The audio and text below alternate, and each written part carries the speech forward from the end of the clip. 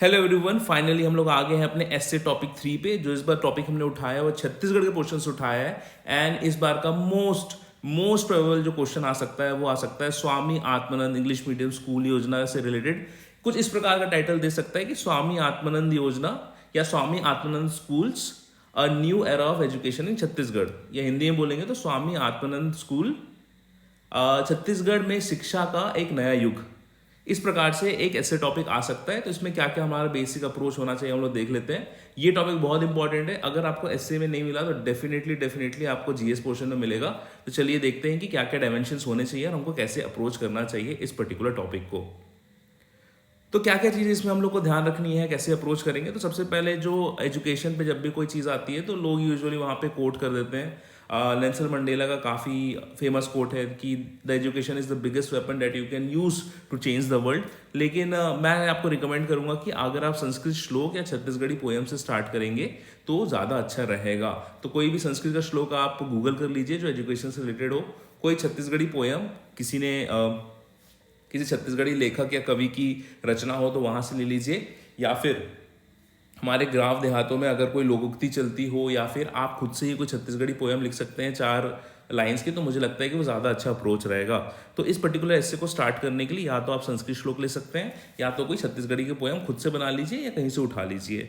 उसके बाद आपको क्या क्या पता होना चाहिए। आपको पता होना चाहिए डेटा जैसे स्टैटिक पोर्शन हो गया कि कितनी लिटरेसी है छत्तीसगढ़ में, फीमेल लिटरेसी कितनी है, मेल लिटरेसी कितनी है, कितने सालों में से कितना इंप्रूवमेंट आ रहा है, ग्रॉस इनरोलमेंट रेशियो कितना है, ड्रॉप आउट रेशियो कितना है, क्या क्या कंसर्न है, इसके बारे में आपको पता होना चाहिए। अगर कोई रिपोर्ट आई हुई है, फॉर एग्जांपल नीति आयोग का रिपोर्ट आया है SCQI school education quality index, उसमें छत्तीसगढ़ की कितनी रैंक है, कितनी हो सकती है, क्या बहुत अच्छी रैंक है, क्या बहुत कह सकते हैं कि कमज़ोर रैंक है, या फिर स्कोप ऑफ इंप्रूवमेंट हो, तो ये देख लीजिए। इकोनॉमिक सर्वे में एजुकेशन से रिलेटेड क्या क्या दिया हुआ है, कुछ कुछ स्कीम्स होंगी, कुछ कुछ कह सकते हैं कि कुछ उसके बारे में बताया गया होगा, तो वो देख लीजिए। बजट में क्या प्रोविजन दिया गया है, क्योंकि अगर आप आत्मानंद स्कूल्स के बारे में देखेंगे तो लगभग 101 या फिर 100 के ऊपर आत्मानंद स्कूल्स खोलने की घोषणा की जा चुकी है, तो उसको भी आप इंक्लूड कर सकते हैं। इसके अलावा अगर कोई भी रिपोर्ट्स है, न्यूज़पेपर कटिंग है, या फिर कह सकते हैं कि आने वाले 2-3 महीनों में अगर कोई और डिस्कशन होता है किसी क्रेडिबल सोर्स के द्वारा एजुकेशन पे, स्पेशली छत्तीसगढ़ से रिलेटेड, तो आप इसको कोट कर सकते हैं। जितने भी डेटा है उनको एक जाई कर लीजिए, कंपाइल कर लीजिए और उसको अपने दिमाग में रखिए। उसके बाद जो बेसिक फैसिलिटीज़ है जो एक आत्मानंद स्कूल में प्रोवाइड की जाती है, या फिर जो बेसिक फिलॉसफी है एक आत्मानंद स्कूल के पीछे, उसके बारे में जान लीजिए। अगर कोई ऑफिशियल डॉक्यूमेंट हो तो उसको देख लीजिए, या फिर आपने अपने कॉम्पिटिटिव एग्जाम देते हुए कुछ करंट अफेयर की मैगजीन पढ़ी होगी, तो इसमें इस योजना के बारे में कब से स्टार्ट हुई, कितना बजट एलोकेट हुआ है, क्या क्या कह सकते हैं कि इसमें क्या क्या फैसिलिटीज़ प्रोवाइड की जाएंगी, क्या प्रोविजंस हैं, ये सब हम लोग इंक्लूड कर सकते हैं। इसके बाद जो आपको पता होना चाहिए दोस्तों, दैट इज़ कि आपको ये पता होना चाहिए कि आत्मानंद स्कूल आने से पहले के एजुकेशन सिस्टम में और अभी के एजुकेशन सिस्टम में क्या डिफरेंस हो गया है। तो पहला तो ये है कि भाई अफोर्डेबल हो गई है एजुकेशन। दूसरा आप ये बोल सकते हैं कोविड के बाद कई लोग की लाइवलीहुड स्टिक होती है, और इसके कारण क्या हुआ कि इस पर्टिकुलर रिपोर्ट के अनुसार इतने सारे स्टूडेंट्स का जो लर्निंग एबिलिटी है वो डिस्टर्ब हुआ है। तो अफोर्डेबल एजुकेशन मिल रही है, क्वालिटी एजुकेशन मिल रही है, कह सकते हैं कि हाईटेक एजुकेशन मिल रही है, एक अच्छा इंफ्रास्ट्रक्चर मिल रहा है, ओवरऑल डेवलपमेंट हो रहा है, स्पोर्ट्स ग्राउंड है, और भी बहुत सारी चीज़ें हैं जिसको आप कह सकते हैं किस प्रकार से एक नॉर्मल स्टूडेंट को बेनिफिट हो रहा है। तो ये एकदम बहुत ही बेसिक ऐसे चल रहा है यहाँ पे। इसके बाद क्या होगा कि हम लोग इसको अपने ह्यूमन रिसोर्स डेवलपमेंट से कनेक्ट कर देंगे। ह्यूमन रिसोर्स डेवलपमेंट का मतलब ये है कि उनके हेल्थ पे क्या असर पड़ सकता है। जैसे हम मिशन मिलेट को इंक्लूड कर दिए, ठीक है, हेल्थ मॉनिटरिंग को इंक्लूड कर दिए। इसके बाद कह सकते हैं एम्प्लॉयबिलिटी को इंक्लूड कर लेंगे। तो इसके बारे में और मैं आपको आगे बताऊंगा किस प्रकार से हम लोग इंक्लूड करेंगे इन पर्टिकुलर चीज़ों को। तो जितने भी डायमेंशन हो सकते हैं ह्यूमन रिसोर्स डेवलपमेंट के, उसको हम लोग यहाँ पे इंक्लूड करने की कोशिश करेंगे with reference to Swami Atmanand English medium school. उसके बाद अगर आपको ऑल इंडिया लेवल से अगर कुछ पता है कि बेस्ट प्रैक्टिसेस कहाँ कहाँ पे हो रही है जो सिग्निफिकेंट रिजल्ट्स ला रहे हैं, फॉर एग्जांपल आप दिल्ली के पब्लिक स्कूल्स की बात कर सकते हैं, केरला के एजुकेशन सिस्टम की बात कर सकते हैं। तो थोड़ा सा गूगल कर लीजिएगा एजुकेशन सिस्टम के बारे में। अगर कह सकते हैं कि किसी नॉर्थ ईस्ट में किसी ट्राइबल स्टेट में चल रहा है तो उसको हम लोग कैसे अपने ट्राइबल एरियाज में इंप्लीमेंट कर सकते हैं, इसका भी एक क्रिएटिव सजेशन के तैयार पे आपको पास रेडी होना चाहिए। साथ ही साथ छत्तीसगढ़ स्पेसिफिक प्रैक्टिसेस हैं, इनको आपको सजेशन वाले पार्ट में देना है। क्योंकि देखिए कोई भी ऐसे जो होता है उसका जो बेसिक फंडा होता है वो ये होता है कि आप एक इंट्रो लिख दीजिए, वो चीज़ क्या है, वो समस्या क्या है, उसको डील कर लीजिए। गवर्नमेंट के क्या इनिशिएटिव्स है उस पर हाईलाइट करिए। उसके बाद एक पार्ट आता है आपकी क्रिएटिव सजेशंस का या फिर वे फॉरवर्ड का। तो वे फॉरवर्ड में हम लोग क्या इंक्लूड करेंगे? वे फॉरवर्ड में हम लोग इंक्लूड करेंगे कि क्या क्या बेस्ट प्रैक्टिसेस हो रही हैं दिल्ली केरला में, उसको हम लोग कॉपी कर सकते हैं। उसके बाद छत्तीसगढ़ स्पेसिफिक प्रैक्टिसेस है, इसमें हम लोग जितनी भी चीज़ें हैं, जितने भी डायमेंशन है छत्तीसगढ़ की, स्पेशली कल्चर, उसको हम लोग इंक्लूड करने की कोशिश करेंगे स्वामी आत्मानंद स्कूल में। फॉर एग्जांपल एक सजेशन ये हो सकता है कि कंपलसरी कर दीजिए प्राइमरी एजुकेशन ट्राइबल डायलेक्ट में होगी।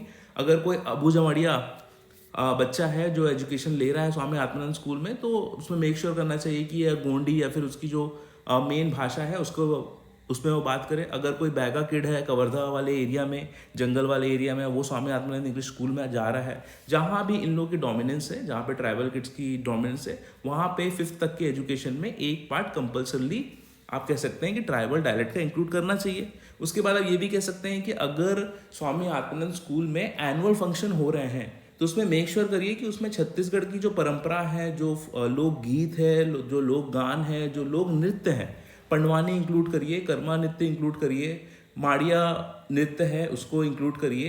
तो इस प्रकार की जो चीज़ें हैं ना एनुअल फंक्शन में, इनको इंक्लूड करनी चाहिए कंपल्सरली, ताकि जो ए कल्चरेशन क्या कह सकते हैं मेरे जो सेंसिटाइजेशन हो गया है या ए कल्चराइजेशन हो रहा है, जिस प्रकार से कह सकते हैं कि ट्राइबल कल्चर लॉस हो रहा है, छत्तीसगढ़ का जो मेन कल्चर है वो लॉस हो रहा है और कहीं ना कहीं एक वेस्टर्न इन्फ्लुएंस आ रहा है, तो उसमें भी ये जो आत्मानंद स्कूल है एक मीडियम एक्ट करेंगे कि किस प्रकार से हम लोग अपनी स्टेट का जो ट्रेडिशन है उसको बचा सकते हैं। और किसी भी ट्रेडिशन को बचाने का सबसे अच्छा तरीका ये होता है कि उसकी जो यंगर जनरेशन है उसको अवेयर किया जाए उसके परंपरा से, उसके भाषा से, उसके बोली से, उसके नृत्य से। तो ये आप रिकमेंड कर सकते हैं कि ये जो इनके एनुअल फंक्शन होंगे इसमें कंपल्सरली एक छत्तीसगढ़ी कल्चर का सेक्शन होना चाहिए, एंड मोस्ट प्रोबेबली इसमें गवर्नमेंट सपोर्ट भी दे सकते हैं। उसके बाद अगर न्यू एजुकेशन पॉलिसी में कुछ रिकमेंड किया गया है, फॉर एग्जाम्पल आप ये कह सकते हैं कि बहुत मैंने भी पढ़ रहा था पेपर में कि पिछले 2-3 साल से ये प्लानिंग चल रहा है कि जो ITI वाला सर्टिफिकेट है या वोकेशनल ट्रेनिंग वाला सर्टिफिकेट है, वो 12th पास आउट होते साथ 12th की मार्कशीट के साथ एक वोकेशनल ट्रेनिंग का सर्टिफिकेट भी बच्चे को दिया जाए, ताकि वो क्लास 12 पास करने के साथ ही एम्प्लॉयबिलिटी ले सके या नौकरी खोज सके उस पर्टिकुलर वोकेशनल ट्रेनिंग के बेसिस में।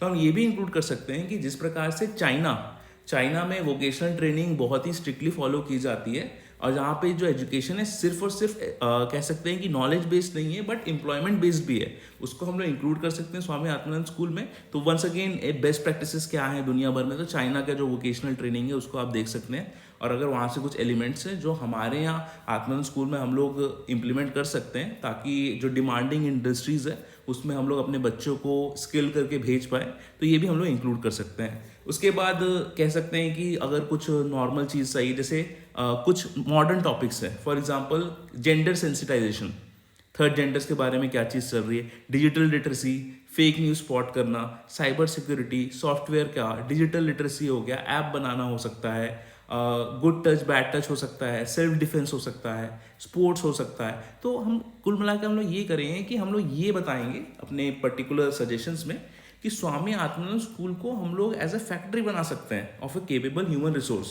जहाँ का बच्चा पढ़ने में भी तेज है, उसका वोकेशनल ट्रेनिंग भी चाहिए ताकि वो एम्प्लॉयबिलिटी कर सके, वो अवेयर भी है, उसको गुड टच बैड टच के बारे में पता है, लड़कियां सेल्फ डिफेंस कर सकती हैं, लड़कों को पता है कि अल्कोहलिज्म में नहीं जाना चाहिए। उसके बाद बच्चों को ये पता है कि उनका मेन कल्चर क्या है, उनके रूट्स क्या है, उनके पर्टिकुलर स्टेट की डाइवर्सिटी क्या है। तो इस प्रकार से एक ओवरऑल ह्यूमन रिसोर्स डेवलपमेंट का सेंटर हम लोग स्वामी आत्मानंद स्कूल को बना सकते हैं, अगर हम लोग ये बेस्ट प्रैक्टिसेस इस कंट्री से, इस स्टेट से, इस यूनियन टेरिटरी से अगर हम ले लें, तो अगर इसको इंक्लूड कर लिए तो स्वामी आत्मानंद का जो बहुत अच्छा जो कह सकते हैं कि एक गुड कॉन्सेप्ट है वो बेटर भी हो सकता है। तो इस प्रकार की चीज़ें हम लोग कर सकते हैं। साथ ही साथ जितने भी ये कंटेंट है थोड़े से ऊपर नीचे होंगे, इसको आप लोग रीअरेंज करके एक पर्टिकुलर फ्लो में ले आइएगा।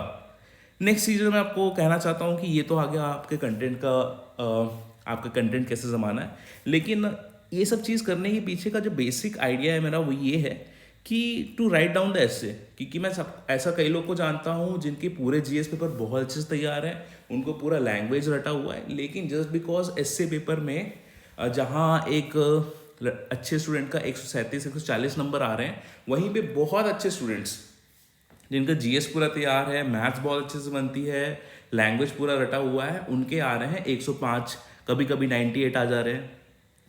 तो ये पर्टिकुलर मिसमैच को अवॉइड करने के लिए इट इज़ वेरी नेसेसरी कि एक आदत हो अंदर से कि वो डर चले जाए ऐसे फ्रेम करने का, 750 वर्ड्स में लिखने का। उससे ये होगा कि आपने जो जीएस में मेहनत करी है पिछले 3-3.5 साल से, वो पानी में नहीं धुल जाएगी अगर आपका जो नियरेस्ट कॉम्पिटिटर है वो 140 ला रहा है और आप 105 ला रहे हैं। उस 35 मार्क का जो डिफरेंस है, गैप है, उसको आप जीएस से नहीं भर सकते हैं। इसलिए लैंग्वेज और essays are super super important, और पहले दिन ही लगभग 80% 70% आपकी जो मेरिट लिस्ट है वो डिसाइड हो जाती है। तो पहला तो चीज़ ये है कि एस्से लिखने से आपका एक फियर ऑफ राइटिंग एस्से चले जाएगा। दूसरा ये है कि आपको एक आइडिया आने लगेगा कि क्या क्या एलिमेंट्स आ रहे हैं। फॉर एग्जांपल बहुत सालों तक जब मैं एस्से लिख रहा था तो एक चीज़ मेरे को नहीं पता थी, डैट इज़ कि आपको अपने साइड से भी क्रिएटिव सॉल्यूशन डालना होता है। वो मेरे किसी मेंटर ने मुझे बताया कि नीर इसमें तुम डाल दिया करो जो भी क्रिएटिव सॉल्यूशन है, जो तुमको लगता है कि और इंक्लूड करके इस पर्टिकुलर चीज़ का और इफेक्टिव सॉल्यूशन हो सकता है, तो वो इंक्लूड करना चाहिए। तो ये जो क्रिएटिव सॉल्यूशन वाला पार्ट है, ये आपको समझ में आना चाहिए अंदर से कि अगर इसको मैं सजेस्ट करूंगा तो मेरा ऐसे थोड़ा सा यूनिक होगा और एग्जामिनर को ये पता चलेगा कि लड़के ने खुद का भी दिमाग लगाया है। उसके बाद ये है कि जैसे हम लोग को पता है कि 2019 के पीएससी में मतलब 2021 में जिसका मेंस हुआ था, उस समय न्यू एजुकेशन पॉलिसी 2020 आने के बहुत चांसेस थे एसए में, लेकिन वो एसए में नहीं आया और वो 2-3 जगह आ गया पेपर 7 में, पेपर 5 में।